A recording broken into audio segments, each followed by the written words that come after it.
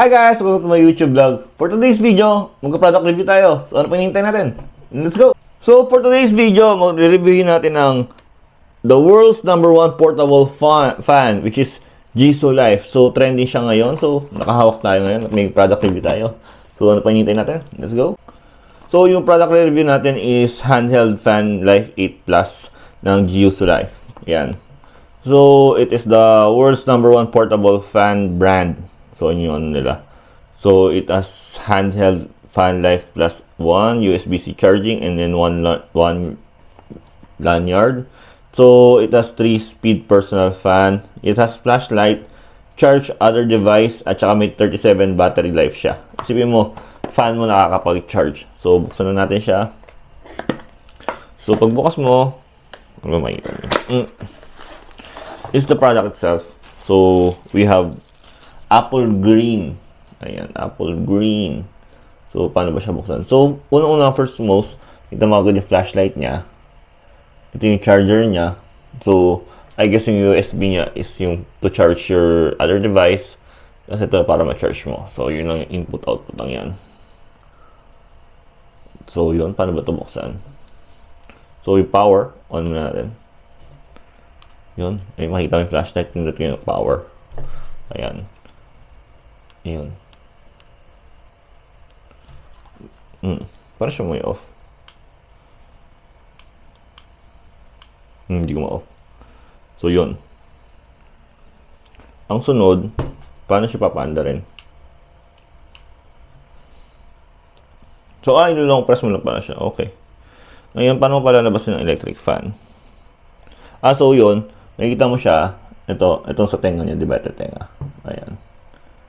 Hatakan mo siya ganun. Lalabas ng electric fan. And that's the magic happens. So, ayan na yun. Ayan yung device. So, ayun. Pipress mo lang pala siya. So, that's the device. Malakas ng hangin niya. In fairness. Tahimik. Ayan, marinig mo. Kailangan mo gawin to. Kasi, para for the sake of YouTube. I-edit niya. Hindi siya masakit. Yun. So, ito namamatay siya. So, once tinamaan mo siya ng accidental hit mo siya, mamamatay siya. So, hindi siya makakabahan ng daliri. So, automatic na mamamatay siya. Ayos. So, yun lang. Ayun lang meron siya. Ang product niya sa loob is yung manual lang at saka yung lanyard.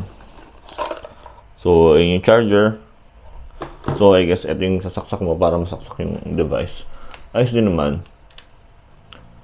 Ayan. So, matagal siya. 37 hours ang ano niya, battery niya. So, ayos na ayos to.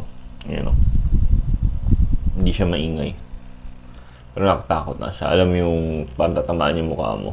Ayun lang. Pero maganda siya.